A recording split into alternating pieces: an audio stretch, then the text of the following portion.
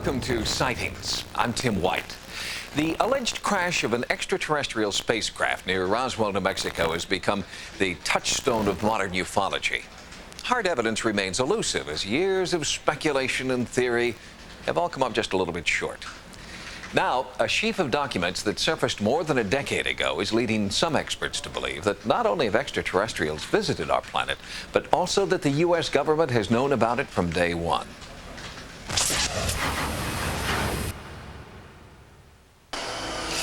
If one accepts for even a moment the premise that we've been visited, that an alien was here, that bodies have been found, there would have to be a control group established to examine, understand, and determine what the makeup of it is and what the motivations are and what our vulnerability is. UFO investigator Jamie Shandaray believes that proof of just such a group does exist in the form of authentic-looking documents sent to him on film in December 1984. The film, whose sender is unknown to this day, contained astounding images, pages from a 1952 briefing document meant for President-elect Dwight D. Eisenhower. The memo describes a secret government UFO team working on the Roswell crash, a shadow cabinet codenamed Majestic, or MJ-12. This document also informs Eisenhower about the discovery of wreckage and alien bodies near Roswell, explosive revelations delivered to Shandaray by an anonymous source. It was very interesting to me because it was analogous to Watergate in the sense that there was a deep throat who wanted to share information. And ultimately that process led to the arrival of the MJ-12 documents. More documents were to follow, and Shandaray suspects he was chosen to receive them because he was known within the intelligence community as a fair and impartial investigator of UFO phenomena. I'm a skeptic. You have to be a skeptic. You can't simply buy out. This isn't a belief system. It has nothing to do with a belief system. It isn't a religion. That's not what we're dealing with. If it exists, then there's a way to prove it. And that's what the game is all about. Physicist Bruce Maccabee believes the MJ-12 documents are significant, but he's holding out for hard evidence. You can have sightings up the wazoo. You can always get an expert to explain it, even if he has to hoke up an explanation. Now, if MJ-12 is real, their main problem was keeping track of the hardware so that we could study it, learn it, without letting the absolute proof get out.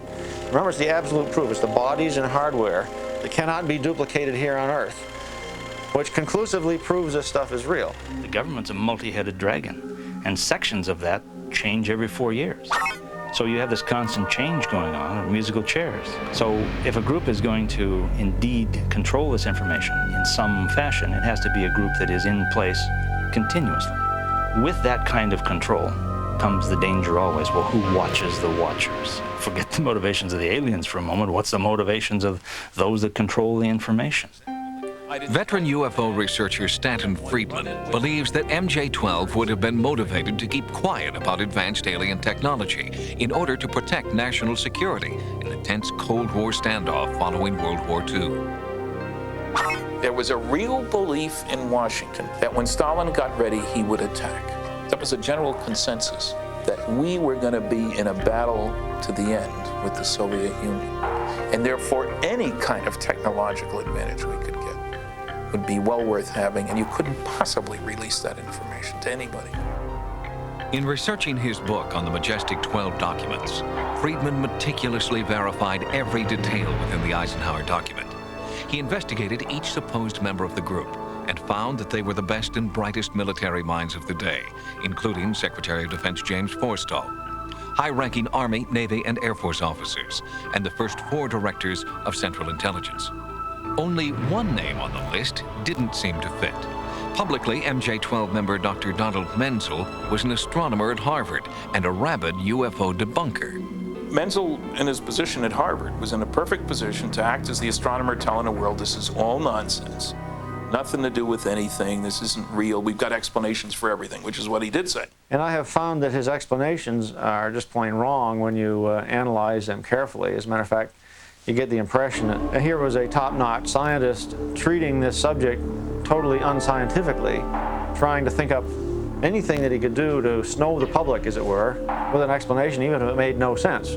Now, you might seem, well, why would he he be lying? Why would he do this? And others would defend him and say, oh, he wouldn't do this and he wouldn't do that. Well, of course he would. He absolutely would, as would every single one of those individuals, and they wouldn't tell their wives or anything else, because that was what was important for their country. Along with the Eisenhower briefing document, both Chandray and Friedman have found cryptic references to MJ-12 in declassified government documents, but nothing has bolstered the authenticity of MJ-12 more than this. More anonymous films sent to ufologist Don Berliner in 1994.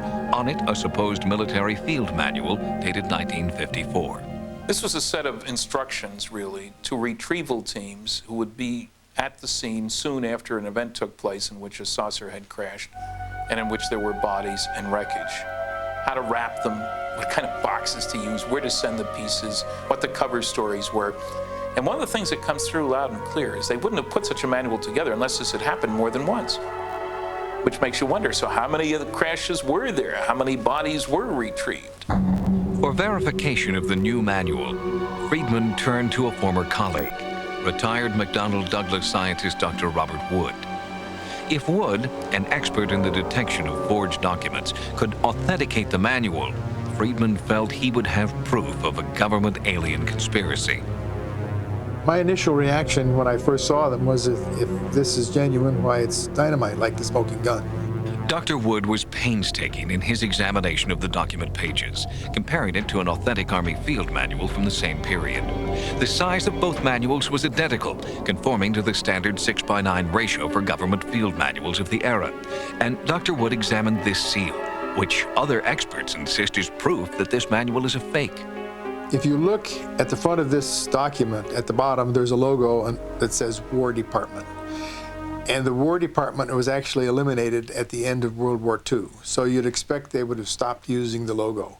But in fact, the Army, in its field manuals, continued to use the War Department logo up until as late as 1960. And we have exact copies of such manuals. If these documents are genuine, they prove the case. You don't need anything more.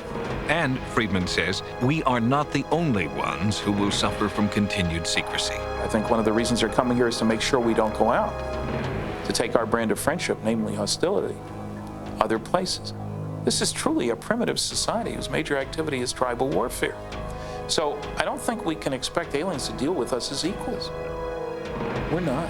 We haven't earned our place at the Galactic Federation Round Table. Both Stanton Friedman and Jamie Chandray believe the clandestine Majestic 12 still exists today. Chandray also told Sightings that he believes the U.S. Air Force will soon release MJ-12 documents of its own, which will profoundly change the way the world views the UFO phenomenon.